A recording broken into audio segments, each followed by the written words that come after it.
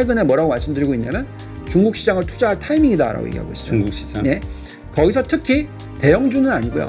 심천 지수를 투자를 해야 되는 타이밍이다. 지금은 신흥국 투자를 일정 부분 가져가는 것은 맞다. 성장하는 산업에 중소형주 위주 또는 여러 분산 투자가 가능할 때는 그때는 그 종목을 투자해도 된다. 그러면 네. 이제 문제는 어디에 투자해야 될 것이냐 이런 상황에서 아니면 시장을 지금 많은 분들이 그 현금 보유 비중을 좀 높여라 뭐 이런 얘기를 보통 하시거든요. 네. 뭐 한 20% 30% 이런 식의 얘기를 하시는데 일단 지금 주식시장에서 포트폴리오 비중을 어떻게 두는 게 좋을까요? 주식과 현금을? 우선은 이걸 이제 설명을 하기 위해서는 제가 한국 시장을 보기가 제일 어렵다고 말씀드렸잖아요. 저는 어쨌든 포트폴리오를 구성을 해서 글로벌 투자를 하는 사람이고 다른 글로벌 투자자들과 경쟁을 하는 사람이잖아요. 그러면 이제 제가 드릴 수 있는 말씀은 이제 제가 운영하는 랩 상품의 수익률의 변화를 보시면은 기본적으로 이제 어떤 현상이 일어나냐면 보통 6월부터 9월 초까지 쭉 한 3, 4개월 동안 수익률이 확 들어와요. 그리고 이제 9월 하순부터 10월 말까지 수익률이 좀 안 좋아요. 그리고 나서 보통 11월 달부터 또 그 다음에 2월까지 수익률이 또 확 들어와요. 그리고 나서 또 2월부터 아까 말씀드렸듯이 5월 말, 6월 달까지 또 수익률이 좀 떨어져요. 그 트렌드로 생각하신다면 지금은 주식을 계속 들고 가야 되죠. 지금 이제 7월 달이고 8, 9월까지도 계속 수익률이 들어온다는 얘기거든요. 제가 글로벌 투자를 하는 입장에서는. 그래서 저는 현금 안 들고 갑니다. 전체 100% 예. 주식 그러니까 글로벌 투자로 하는 데 있잖아요. 글로벌리. 예. 글로벌리 봤었을 때는. 그래서 2, 4분기 실적이 나오고 또 인플레이션 숫자에 대한 것이 8월 초중순에 나오면 제가 볼 때는 시장은 또 한 번 또 갈 거다. 그래서 9월 초까지 계속 올라갈 거다라고 생각을 하고 있기 때문에 주식에 대해서 나쁘게 보고 있지 않아요. 그렇지만 9월 초순 지나고 나서 9월 하순, 10월 달 이때는 좀 조심스러울 것 같아요. 단기적으로. 그때는 아마 현금 말씀하신 10% 내지 20% 정도를 확보해 놓을 수도 있습니다. 근데 지금은 그렇지 않고요. 근데 이거를 한국 시장으로 얘기를 하라고 말씀하시면 그건 전 답이 없어요. 왜냐하면 한국 시장에 사실 정말 정답이 그러니까 일반적인 어떤 우리 상식이 잘 안 통해요. 잘 통하지가 않아요. 뭐 전에도 안 통했고요. 실적이 잘 나와도 하락하고. 그러니까 뭐 전에도 그랬습니다. 저는 한국 시장이 정말 왜 그런지를 모르겠으나 정말 답답함을 많이 느끼거든요. 그래서 저는 이제 글로벌 투자를 계속 얘기를 해 오는 거고, 그래서 계속해서 이제 글로벌적으로 말씀을 드릴게요. 그래서 보면 제가 이제 물가 상승률과 연결시켜서 투자 전략을 좀 세워봤었어요. 네. 간단하게 말씀을 드리면 어쨌든 인플레이션이 예상보다는 좀 높게 나올 것 같다. 그래서 좀 불안하니까 그 인플레이션을 해징하는 업종에는 투자를 하자. 그래서 내연기관에서 전기차로 전환되고 있으니까 이 과정에서 생기는 운송 관련, 그죠? 전기차 배터리, 신재생 에너지에 대한 투자 비중을 높게 가져가고, 그 다음에 아까 말씀드렸듯이 반도체, 이거는 자동차에서 수요가 확 늘었고, 또 모든 이 제품들에서 반도체 수요가 늘어나고 있고, 또 대형 기업들이 서버 디램을 쓰고 그다음에 양자 컴퓨터가 일어나고 AI가 발전되고 이러면서 계속 늘어나니까 이쪽은 당연히 수요가 굉장히 강하기 때문에 인플레이션을 자극한다. 그래서 반도체도 들고 가고, 그러니까 이런 대표적인 업종에 대한 비중은 절반 이상 무조건 그렇게 저희는 글로벌 포트폴리오를 세우고 있고요. 그 다음에 선진국이냐 신흥국이냐 이 부분에 있어서는 결국은 만약에 달러가 초강세로 간다 라는 결론을 내리면 한국 투자 못해요. 신흥국 투자 못합니다. 그런데 저는 지금 최근에 뭐라고 말씀드리고 있냐면 중국 시장을 투자할 타이밍이다라고 얘기하고 있어요. 중국 시장. 네. 거기서 특히 대형주는 아니고요. 심천 지수를 투자를 해야 되는 타이밍이다라고 얘기하고 있어요. 지수에 투자를 하자. 네.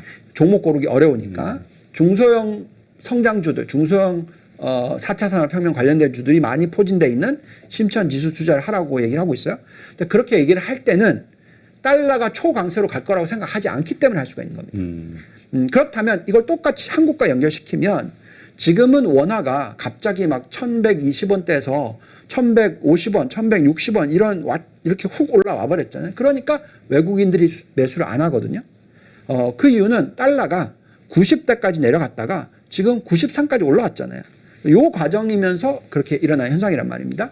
근데 달러가 초강세로 갈 것이냐라고 생각해 봤었을 때 그거는 금리를 올리기 시작하거나 테이퍼링을 하겠다고 얘기를 하거나 그러면 그렇겠죠. 근데 그게 아니라 지금 현재 스케줄로 보면은 미국의 정부 부채 비율이 지금 107% 정도 되는데 2023년까지 120%까지 올라가요. 이 올라가는 과정에 있단 말이죠. 그리고 무역 수지 적자도 계속 커요. 그리고 돈을 계속 찍어내고 있어요. 그렇다면은 달러가 초강세로 가지 않는다라는 얘기입니다. 그럼 언제 우리가 걱정을 해야 되냐? 신흥국 투자 그리고 한국 투자를 걱정을 해야 되느냐? 결국 달러가 강세로 갈 수 있는 어떤 환경이 만들어질 때. 근데 그 환경이 만들어지는 건 결국 미국의 정부 부채 비율이 GDP 비율이 떨어지기 시작할 때. 제가 판단할 땐 그건 2023년 이후라는 거죠. 그래서 그것에 맞춘다면 지금은 신흥국 투자를 일정 부분 가져가는 것은 맞다. 그래서 저희는 7대3 전략을 쓰고 있어요. 선진국 7, 신흥국 3. 그 안에서 중국, 한국, 대만, 베트남 이런 것들은 들고 가는 그런 전략을 얘기를 하고 있습니다. 네.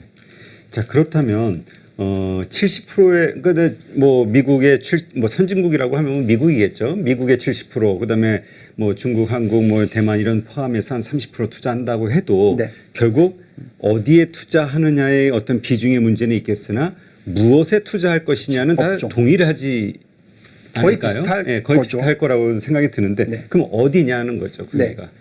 자, 여기 또 업종별로 올려드렸습니다.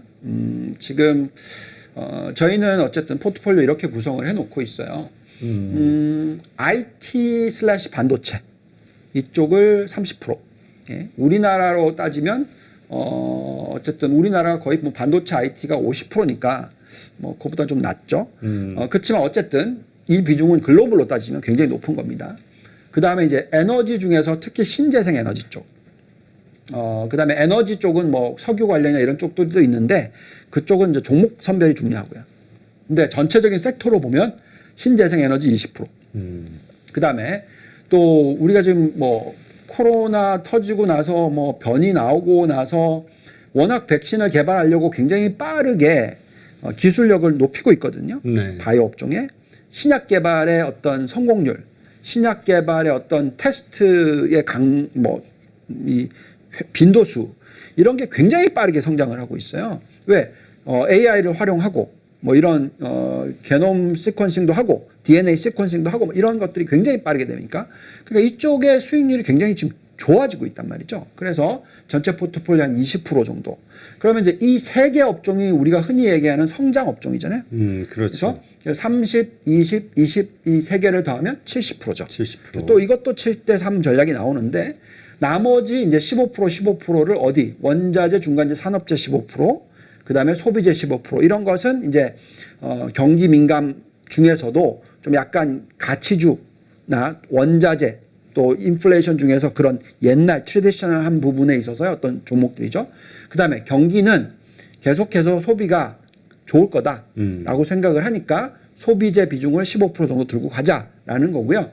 중요한 것은 이 업종 분산을 이렇게 한다 하더라도 정말 종목을 골라내는 게 중요합니다. 그렇죠. 종목 찾는 게 정말 어렵잖아요. 네, 그래서 종목을 될 수 있으면 공부를 다 하시고 이 업종에서 가장 경쟁력이 있는 종목들 1위부터 4위 정도까지를 그것도 나눠서 나눠서 사시면 어떻게 보면 굉장히 괜찮은 수익률을 올해 하반기에 올리시지 않을까라는 기대를 가지고 있습니다. 네, 그렇군요. 뭐 워낙 반도체 우리 삼성전자의 대이신 분들이 많아서 올 한 해 계속 실망을 하는 그 연속이어가지고 잘 와닿지는 않으실 텐데 2차 전지와 관련해서는 신재생 에너지 이거는 뭐 정말 뭐 한국의 많은 증권사 애널리스트들도 이야기하고 있고 지금 분위기가 좀 뜨고 있으니까 2차 전지와 관련해서는 그런데 근데 미국에 이 신재생 에너지와 관련해서 그런 회사가 있나요? 기업이? 전부 뭐 우리가 그쪽에 없으니까 진출한 거 아닌가? 뭐 이런 생각이 얼핏 들어가지고 LG화학이나 SK 이노베이션이나 지금 말씀하신 건 이제 배터리 관련. 예, 배터리. 네. 뭐 사실 당연히 테슬라나 기본적으로 어쨌든 이쪽 전기차 시장의 30%를 들고 가고 있고 계속 성장을 하니까 이쪽에 부품을 받아오는 쪽이 이제 아시아 지역, 우리나라, 일본 그리고 중국이 되는 것이고요. 근데 어쨌든 중요한 것은 이 신재생 에너지 업종 아까도 말씀드렸지만 인플레이션 해징으로 입장에서도 또 전기차로의 전환에 있어서도 또 더 나아가서 이런 생각도 해보셔야 돼요. 이제는 천연가스에서 전력 저장으로 변한단 말이죠. 이번에 텍사스가 갑자기 추위가 확 들어오면서 천연가스 파이프가 다 얼어버리니까 전력이 없으니까 큰일을 겪었잖아요. 네. 그래서 전력을 저장하는 시설 그리고 또 그 전력을 저장할 때 만들어내는 시설 그걸 태양광화 시킨다든지 풍력화 시킨다든지 이런 식으로 한단 말이죠. 우리나라도 마찬가지로 지금 뭐 제주도 같은 경우에는 전력이 남아돈다라는 얘기를 하잖아요. 그럼 그 전력을 세이브를 해서 그거를 나중에 또 딴 쪽으로 보내는 이런 쪽의 어떤 활성화가 계속 일어날 거라고 생각을 합니다. 그래서 이 전체 밸류체인을 다 생각하셔야 될 것 같아요. 우리가 지금 문제로 삼고 있고 걱정을 하는 부분이 기후변화입니다. 그죠? 그리고 탄소 배출을 0으로 만드는 거죠. 그러면 그 과정에서 실질적으로 인플레이션을 자극할 수도 있어요. 아까 말씀드렸듯이. 네. 그렇지만 길게 보면은 이것들이 정말 어떻게 보면 좋은 현상을 만들어 줄 거다라고 생각하는데 그럼 뭐 앞으로 얼마나 성장을 할 거냐 이걸 생각하셔야 될 거 아니겠습니까? 자, 그러면 우선은 저희는 한국으로 놓고 또 이제 질문을 아까 잠깐 하셨으니까 요즘에 배터리 좋죠. 네. 근데 그거 얼마 전부터죠. 예. 제가 기억하기로는 한 달 전만 하더라도 아니 네. 뭐 분할 예, 이슈 뭐 이런 것 나오면서 때문에. 이거 뭐 한국의 배터리는 끝났다. 뭐 자동차 그런 내재화하고. 예, 뭐 그런 얘기하면서 주가 안 움직였잖아요. 그러니까 그거를 자꾸 만들어낼 수는 있어요. 마찬가지로 반도체도 그런 거고 결국은 앞으로 성장할 게 뻔히 보이는 업종에 우리나라가 경쟁력이 있다면 그것은 그냥 흔들리더라도 들고 가야 하는 게 맞죠. 만약에 그게 완전히 스토리가 깨졌다. 그래서 우리나라가 시장 점유율이 완전히 깨져버렸다. 옛날에 일본이 반도체를 완전히 우리한테 이런 것처럼 그렇게 됐다. 그러면 걱정하셔야 되는데 그게 아닌 이상은 그렇게 하면 안 된다 생각이 들고요. 자, 그다음에 이제 그 전기차와 연결이 돼서 좀 신재생 에너지 업종에 대해서도 좀 말씀을 드릴게요. 자, 신재생 에너지 쪽을 보시면 이 중국이 네. 여기 보시면은 이제 전체 제조업 아웃풋의 거의 28.7%예요. 그죠? 일본보다도 높고 미국보다도 높고 미국과 일본을 더한 것보다도 높아요. 그죠? 자, 그러면 그만큼 이 제조를 하는 데 있어서 탄소 배출을 많이 한다는 얘기잖아요. 그러면 중국의 입장에서는 이게 2060년까지 탄소 배출 제로를 만들지 않으면 자꾸 지금 유럽이 공격하고 그렇죠. 미국이 공격하고 이런 현상이 일어날 거 아니에요. 그래서 얘네들도 스케줄을 가지고 있어요. 자, 이렇게 가지고 있습니다. 2025년까지는 어쩔 수 없이 워낙 전력 소비가 많으니까 석탄, 그다음에 석유, 그리고 천연가스 요 세 개를 더하면 80%입니다. 정말 많죠. 근데 리뉴어블 에너지 쪽, 그러니까 신재생 에너지는 다 더해봤자 10%밖에 안 돼요. 풍력 4%, 그다음에 솔라 3%, 그다음에 뉴클리어 3개 더하면 10%밖에 안 됩니다. 근데 지금 여기 스케줄이 어떻게 나와 있냐? 2060년이 되면 반대로 되는 거죠. 그래서 석탄, 석유, 그리고 천연가스 3개 더하면 14%. 근데 나머지 아까 말씀드렸던 풍력, 수력, 원자력, 그다음에 태양광 이걸 더하면 그 나머지 86%. 그러니까 이제 반대로 되는 거잖아요. 물론 시간이 걸리죠. 35년 동안의 시간인 거죠. 그렇지만 그런 걸 생각해 보면 이 신재생 에너지 관련된 기업들, 특히 중국이 전력을 제일 많이 쓰고 석유를 제일 많이 수입하고 이게 이쪽으로 변한다면 당연히 중국 기업들을 사야 되겠죠. 신재생 에너지 관련. 그렇지 않겠습니까? 에너지. 네. 그러면 그 중국의 기업들 또 이런 차트들도 있어요. 이제 뭐 석탄이 얼마나 줄어들 거고, 그 다음에 에너지 컨섬션에 있어서 전력이 얼마나 중요해지고, 그 다음에 또 이 원자력 발전소를 얼마나 짓고, 또 태양광의 캐파시티가 얼마나 늘어나고 이런 숫자가 있습니다. 근데 이제 중요한 것은 이런 종목들입니다. 물론 이게 이제 제가 추천을 우리가 종목 추천을 하는 건 아니지만 정말 매력이 있어 보인다는 걸 보여드릴게요. 자, 융기실리콘이라는 종목이 중국 기업이죠. 중국 기업입니다. 상해 종합 상장이 돼 있는.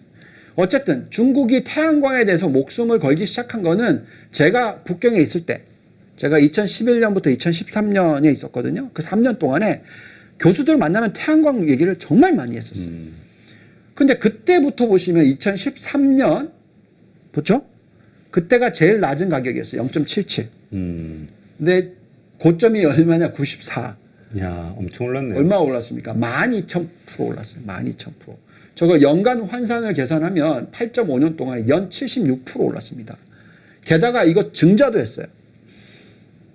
그럼 엄청나게 수익이 난 거잖아요. 그렇죠. 자, 이렇게까지 갔는데 아까 태양광의 비중이 얼마다? 3%. 3%. 저게 이제 얼마까지 갈 거다? 24%. 그러니까 그 우리 침투율이라고 하나요? 아직도 멀었다. 네. 보통 침투율이 10% 돼야지 본격적인 뭐가 되는 건가요? 그렇게도 보기 좀 어려운데요. 에너지 쪽이니까. 근데 어쨌든 무슨 얘기냐면 지금의 매출 기준으로서 중국만 놓고 보면 지금 중국에서 일으키는 이 매출 비중만 놓고 보더라도 지금의 앞으로 뭐 거의 7배, 많이 가면 뭐 20배 이렇게도 갈 수 있다라는 거죠. 그래서 그런 부분을 감안했었을 때 우리는 지금 아직까지 종목에 대해서 걱정하실 필요는, 그러니까 이 업종에 대해서 부정적으로 보실 필요 없고. 신재생 에너지. 예.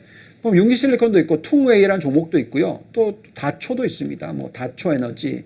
그리고 저희가 지금 직접적으로 투자를 하고 있는 그런 종목들도 있고요. 다 보시면 연간 환산 수익률이 낮게 봤을 때 30%, 높게 보면 76%. 이런 좋은 투자처가 어디, 죄송합니다. 추천하기보다는. 근데 네. 지금 이렇게 많이 올랐잖아요. 네. 그런데 앞으로도 오를 것이냐? 그 시장이 더 그만큼 커질 것이니까 더 오를 수 있다. 주가는 많이 올랐어도. 그럼요. 이렇게 보시는 거군요. 그렇죠. 그럼 뭐 삼성전자가 옛날에 얼마였어요? 근데 중국 시장에는 워낙 그 정치적 변수가 많잖아요. 리스크. 그런 것 때문에 하루아침에 또 이렇게 뭐 폭락할 수도 있고 뭐 이런 걱정을 하는 분들이 있단 말이죠. 네. 자, 이런 건 이제 이렇게 생각하셔야 돼요. 왜 알리바바를 공격을 했냐? 정부가. 그 다음에 왜, 또 다른 요번에 디디 주식? 주식인가 막 뭐 하여튼 뭐 그러니까 공격했냐 이런 부분을 보시면은 결국은 과점화 현상이 일어나는 거거든요. 자, 알리바바가요, 그 중국의 전자상 거래 시장 점유율에 거의 30% 가까이 가져갔어요. 자, 그럼 20% 넘어가기 시작하면 걱정해야 돼요. 그 기업에 대해서. 근데 재밌는 것은 이 퉁웨이, 융기실리콘, 뭐 다초, 뭐 이렇게 쭉 중국 회사들이 지금 5개, 6개 있단 말이죠. 네. 시장 점유율 퍼센티지로 따지면 10%가 안 돼요. 그러면 예, 각각. 그러니까 중국의 입장에서는, 중국 정부의 입장에서는 어떤 한 엔터티가 중국 정부를 뭐 공격할 정도의 어떤 힘을 가지기에는 안 하는데 대신에 여러 개가 있으면 그건 키워준다는 거죠. 그렇죠. 그래서 제가 볼 때는 지금 현재 산업이 어떤 한 종목이 예를 들어서 아까 말씀드렸던 융기실리콘의 마켓시어가 신재생 에너지 시장에서 중국만으로 놓고 봤었을 때 시장 점유율이 30%가 됐다. 그럼 이거는 전 걱정할 겁니다. 아까도 말씀드렸지만 성장하는 산업에 중소형주 위주 또는 여러 분산 투자가 가능할 때는 그때는 그 종목을 투자해도 된다. 그래서 그렇게 개념적으로 보셔야 될 것 같고요. 네. 또 우리가 성장에 대해서 전에 왔을 때 제가 40 룰이라고 말씀드린 거 기억나시죠? 그러니까 매출 증가율 더하기 영업 마진율 이걸 더했을 때 40% 이상이면 보통 PSR, 그러니까 매출 대비의 몇 배까지도 거래가 되는 게 괜찮다. 10배. 10배 PSR. 예, 그죠? 그러니까 지금 무슨 얘기냐면 이렇게 성장을 계속 할 거면 당연히 그 40 룰보다 높을 거 아니겠어요? 그죠? 40보다도 훨씬 높겠죠. 네. 여기 지금 나와 있는데 숫자 보실까요? 통웨이가 53. 그죠? 융기 실리콘이 80. 그 다음에 다초 뉴 에너지는 180. 그러니까 이게 성장률 더하기 마진율 더함. 요거 이제 퍼센티지는 뺀 거고요. 그냥 그 정도라는 거죠. 그러면 PSR이 10배 훨씬 넘어야죠. 근데 지금 PSR이 얼마입니까? 2.8배, 5.4배, 3.5배. 아, PSR이 낮네요. 예. 그래서 제가 볼 때는 아직까지 제대로 가격이 반영이 안 됐다. 근데 이거를 여기에는 없습니다만, 미국도 이 앞으로 성장할 거잖아요. 네. 그리고 미국도 이제 천연가스에서 태양광으로 넘어갈 거잖아요. 그러면 대표적인 종목들이 있어요. 뭐 엠페즈 에너지, 뭐 퍼스트 솔라, 그 다음에 뭐 그 이외에 풍력으로 보면 뭐 TPIC, 컴파지션 회사도 있고, 뭐 선런 뭐 등등 많은 회사가 있습니다. 그 회사를 들여다보면 사실 PSR이 막 20배 이렇게 돼 있어요. 왜냐하면 중국을 경계를 하면서 자기네들이 막 부양을 하니까 사실 아직 40 룰 정도밖에 안 되는데 10배보다 훨씬 더 높아요. 그럼 무슨 얘기냐면 앞으로 매출 증가율이 훨씬 높을 거라고 예상을 하고 있는 거죠. 그래서 어쨌든 그런 성장을 생각하는 업종들이기 때문에 종목들이기 때문에 미국이든 중국이든 서로 경쟁하는 사이에서 둘 다 에너지 소비가 제일 많은 나라이니까 그러면 그 나라의 시장에서 대표적인 탑4들은 들고 가면 사실 굉장한 수익을 올릴 수 있지 않나 이런 생각이 드는 거죠. 네, 그렇군요.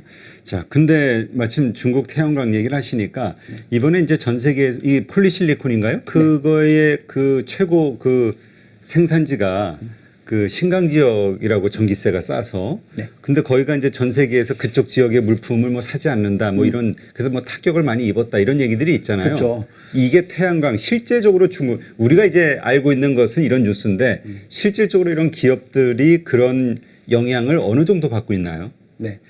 자, 이런 거죠. 테슬라 한번 볼까요? 우리 테슬라 한번 보죠. 참 미국도 참 대단하다 느끼는 게 거의 거저 가져간 거죠. 어떻게 말씀을 드리는 거냐면 열심히 중국이 전기차를 막 투자를 했어요. 네. 미국보다도 훨씬 빨리 훨씬 더 많이 전기차에 대한 투자를 막 했습니다. 그랬는데 테슬라가 딱 나타나면서 마켓시어를 딱 잡아먹기 시작하고 전체 글로벌 전기차 시장의 마켓시어를 30%를 딱 가져가니까 이쪽에 밸류가 확 올라가 버린 거죠. 그러니까 중국의 대표적인 회사가 뭐 길리 자동차라는 게 있어요. 근데 얘네들은 PSR 뭐 2배까지도 못 가요. 근데 테슬라가 딱 나타나면서 마켓시어 30% 잡아먹었다라는 얘기를 가지고 PSR 100배 뭐 이러면서 증자하고 그러면서 가치가 막 만들어지는 거잖아요. 네.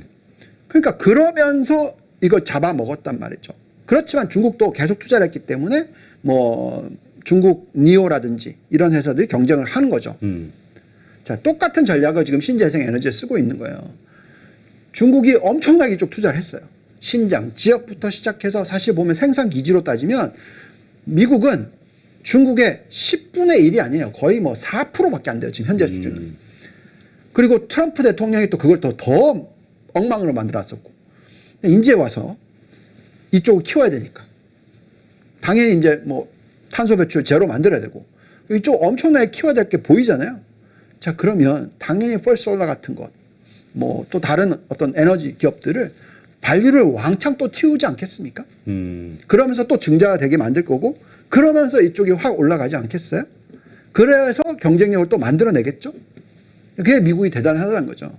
그래서 미국 시장에 상장되어 있는 것들이 상당히 더 매력이 있는 거죠. 만약에 삼성전자가 미국에 상장돼 있다, 그럼 지금 가치의 2배는 받겠죠? 그렇죠? 지금 쿠팡 가치를 딱 보시면 답이 나오죠? 그래서 그런 상황이라는 겁니다. 그래서 제가 볼 때는 이 사실 신장과 뭐 이 얘기는 이 시장이 너무나 중요하기 때문에 누가 더 앞서 나가냐 이거에 지금 경쟁인 거죠.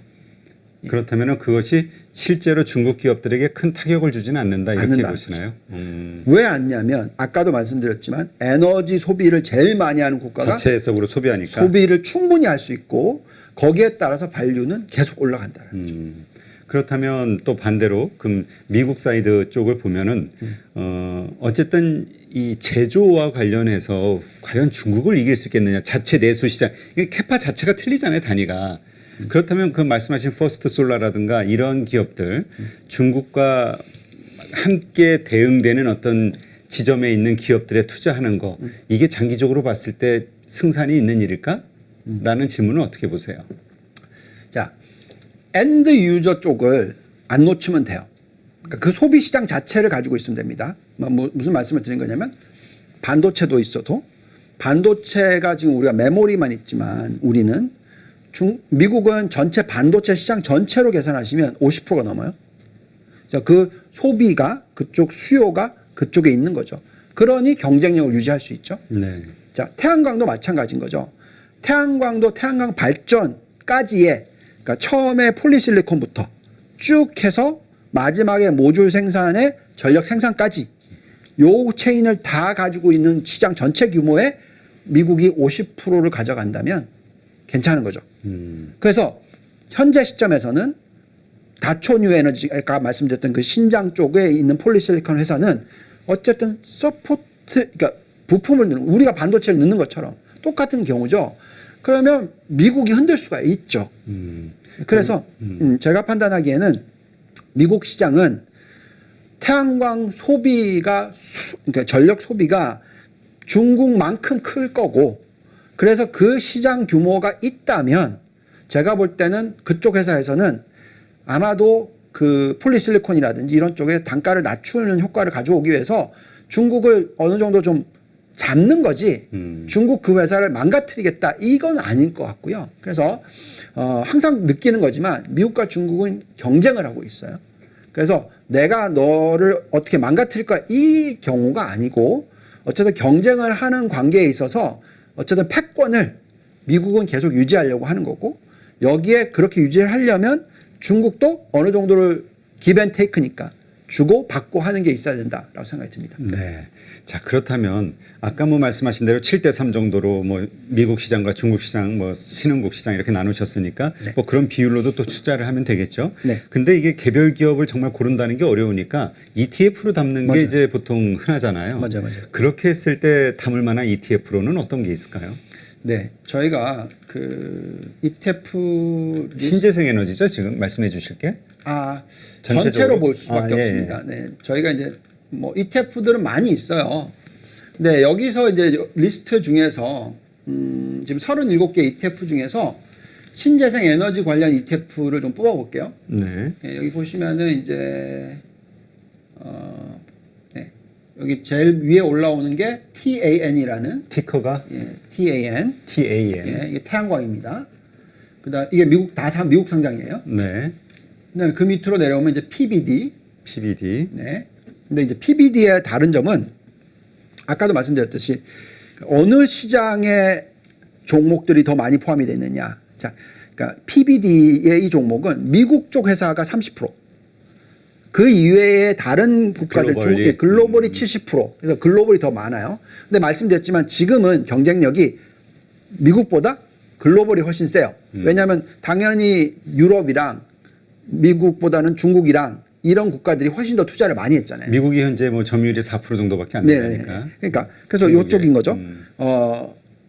그래서 저희는 PBD를 더 좋아하는데 PBW라는 게 있어요. 여기도 있는데 여기 밑에 보시면 PBW 있잖아요.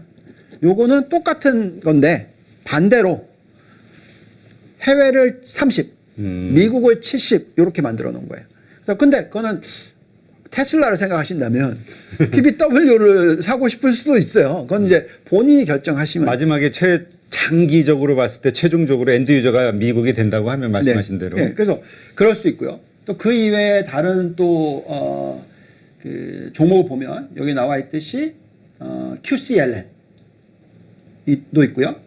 그다음에 또 밑으로 내려가면 ICNN 네, 있고요.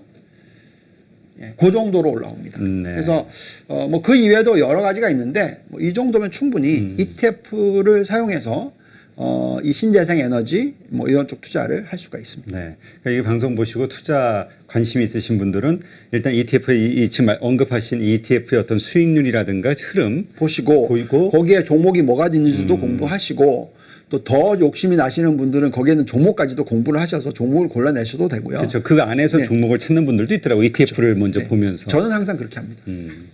알겠습니다. 네. 오늘도 또 이 불안한 장세에서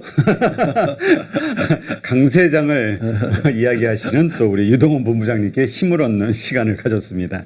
네. 하여튼 뭐 우리 본부장님 말씀대로 시장이 한 5, 6년 쭉 오르면 참 좋은데요. 네. 편안한. 근데 이게 투자라는 게 항상 편안하게 투자할 수 있는 건 아닌 것 같아요. 이런 조바심이 날 어떤 상황들이 계속 연속이 되면서 뭐죠? 의심의 벽을 타고 오른다? 그런 말처럼. 네, 그렇습니다. 그러니까 근데 투자는 이제는 필수. 그죠? 우리가 지금 이 방송을 다 하고 있는 게 투자를 잘 할 수 있도록 도와드리는 거잖아요. 그렇죠. 그러니까 투자는 필수. 첫째. 두 번째는 투자는 필수이기 때문에 그 생명과 같죠. 그래서 계속 꾸준히 하셔야 되는.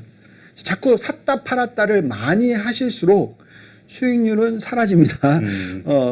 지금 제가 운영하고 있는 랩 상품도 그렇고 보시면 물론 제가 수익률이 깨질 때가 있어요. 그렇지만 그래도 제 이름을 달고 시작했던 시기가 2019년 9월 달 코로나 터지기 전이거든요. 지금 아직 2년이 안 됐잖아요. 근데 뭐 아무튼 수익률이 얼마인데요? 그 얘기하고 싶어 하는 것 같은데. 얘기를 못 합니다. 예, 근데 어쨌든 인덱스를 아웃퍼포먼스를 거의 50% 했습니다. 예, 그러니까 그런 식으로 어떤 뿌듯한 자부심이. 장기적으로 분명히 수익률의 변동성은 있을 거지만 꾸준히 공부를 하시고 꾸준히 투자를 하시면 네, 지금 막 삼성전자 때문에 막 속앓이를 하고 계신 분들이 참 많으실 거라고 생각이 드는데 몇 년 뒤에는 웃고 계실 거다라고 생각이 듭니다. 예, 알겠습니다. 네, 오늘 좋은 인사이트 함께 해주신 유한타증권의 유동원 본부장님 감사합니다. 감사합니다.